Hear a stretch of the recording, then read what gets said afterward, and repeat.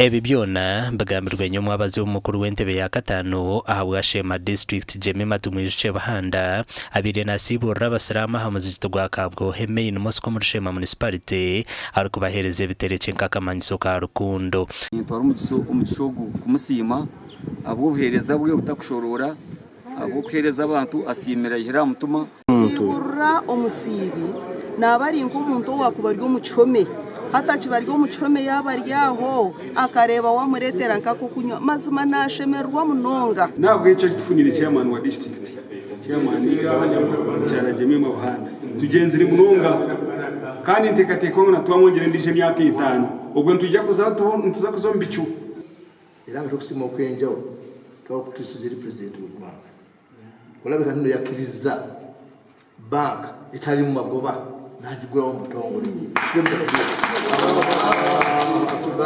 Jemimah ashabira abasiraamu izoba na rumwe obutaryejanze mu ntaro z'edini ezabire zitekere musheke muri district ya Sheema emyaka yira tukwenda kumanya nebyenyuma itwo twatandikana n'enkora yitu yo kumanya ngo buri umuntu nabo musiraamu kuba kazarwa omukayi obusalamu nobe kasolika kuba kazarwa Yesu Kristo koke cyo tikwihaho kuba umuntu omugandi omunyishenjero kazahabwa Sheema district Rosemary Nyakikongoro arabwira abana babishi okurekeraho kuhujira mu byensi abagambiro bwabire nabuganaho abeje ba Sheema Girls erukushango muri Kigarama Sheema arukubahereza career guidance. May be coming from a family.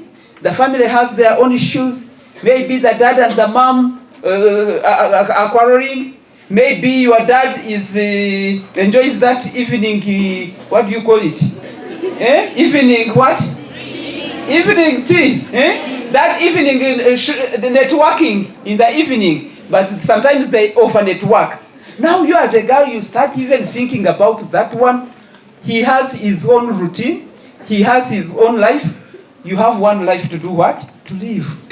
If you say life is too short, for me the way I understand it is that, like, if someone tells you that life is too short, meaning you should enjoy it before you die, yeah?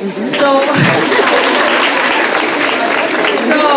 for me that's what I understand by life being short. As in the way we are here, a girl, so someone tells you life is short, implying that you should enjoy it before you die. So that makes us not to continue with what you are supposed to do and you achieve what you are supposed to achieve. Okay. These young Ugandans to love themselves. We have started the program of training learners in patriotism.